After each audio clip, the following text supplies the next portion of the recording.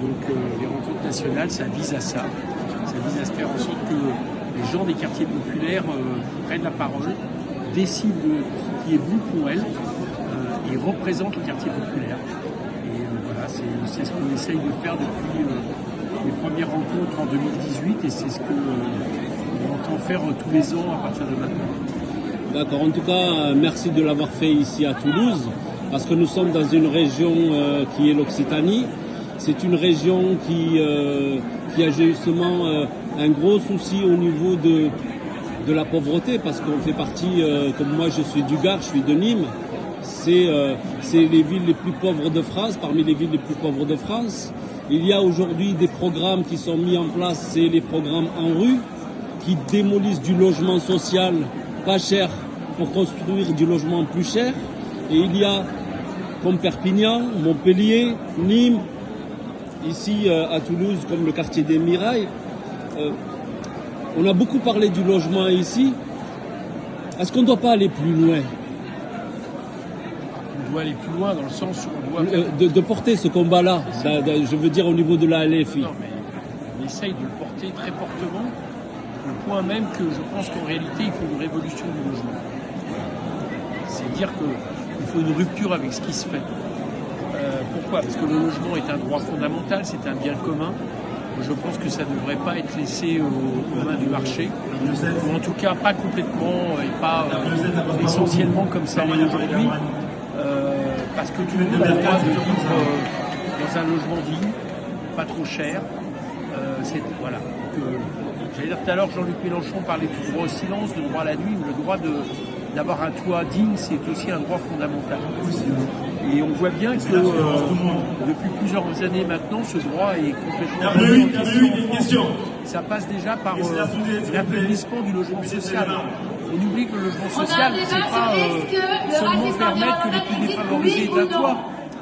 Le logement social, théoriquement, ça doit être l'instrument principal de la puissance publique pour justement imposer des politiques publiques en faveur du logement et qui, on le sait, normalement, pourraient concerner 70% des Français. Donc il faut reconstruire le logement social, le redéployer, contrairement à ce qui est fait aujourd'hui où ça a plutôt tendance à diminuer. Ça, c'est une règle de base. Et en plus, c'est une bonne règle parce que si vous le faites, vous baissez mécaniquement le prix du logement parce qu'il y aura plus de rareté du logement. Le prix du logement augmente, notamment vendu parce qu'il y a une rareté du logement. Donc si vous construisez beaucoup de logements sociaux, le prix va baisser. Voilà. Mais qui dit logement social, dit aussi logement social, des conditions dignes. Il y a trop de logements sociaux aujourd'hui, c'est incroyable pour mettre les gens dans telles conditions. Donc de rénovation. Concernant les démolitions, quelle est votre position aujourd'hui? Pardon. Excusez-moi, mais je termine là-dessus. Oui, oui. Manque de des ascenseurs en panne en permanence, des conditions qui sont absolument pas normales. Donc il faut mettre le paquet là-dessus. Alors deuxième point, c'est que ça a un corollaire. C'est qu'on arrête ces politiques de destruction de logements sociaux, dits en rue, qui sous le couvert en réalité de réhabiliter des espaces urbains, en réalité diminuent le logement social dans ces 10 espaces au service de projets immobiliers qui font la part belle au privé et qui font la part belle à des spéculations immobilières. C'est ça le fond de la question. Et moi je le vis pleinement dans ma circonscription. Je suis dans une circonscription qui est en Seine-Saint-Denis et qui concerne des villes qui sont intégrées dans ce qu'on appelle le Grand Paris. C'est-à-dire avec progressivement, j'allais dire, les conditions de spéculation immobilière qu'on a connues à Paris qui peu à peu s'emparent comme ça de banlieues populaires qui jouxtent Paris. Et donc on vit pleinement ça. Ma circonscription, c'est celle, alors elle est encore plus préoccupée parce que c'est celle des Jeux Olympiques, donc il y a eu des constructions immobilières liées au village olympique et qui prennent souvent la place d'autres constructions, de tours qui ont été détruites. Et donc qu'est-ce qu'il y a?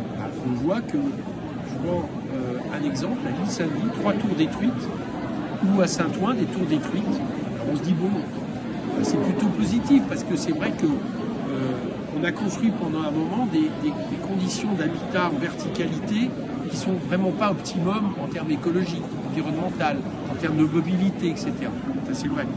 Mais au nom de cette destruction, comme par ailleurs autour, on ne construit pas autant de logements sociaux que ceux que l'on détruit, et bien inévitablement, on invite les gens à partir toujours plus loin. C'est exactement ce qui se passe. Politique de gentrification, c'est-à-dire on est loin des plus pauvres, on fait du logement cher, et souvent par rapport à ces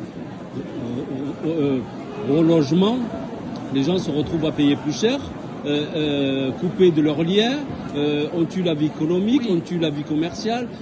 Bien sûr, mais les gens payent plus cher s'ils le peuvent, donc c'est plutôt qu'on invite les gens à loger ailleurs. C'est-à-dire que dans des logements plus chers, moins adaptés souvent, plus petits et plus chers. Plus lointains en termes d'espace. Oui. Donc il y avait des conditions de vie où en général il faut encore plus d'heures de transport pour eux pour aller à leur travail. Donc c'est aussi un coût carbone qui est absolument catastrophique. Et cette espèce d'étalement urbain qui est au service d'une discrimination spatiale. Tout ça est quand même lié avec les projets en rue dans la plupart du temps. Donc moi je pense qu'il faut un moratoire sur tout ça, il faut arrêter. De détruire ces logements. Et je crois qu'il y a au moins une règle qui doit être faite. Parce qu'on peut entendre des fois que ce qu'on a considéré comme des conditions de vie normales dans les années 60, 50, 60, 70, quand il s'agissait de loger les gens, on peut considérer peut-être qu'il faut revoir ça. Mais je crois qu'il y a une règle.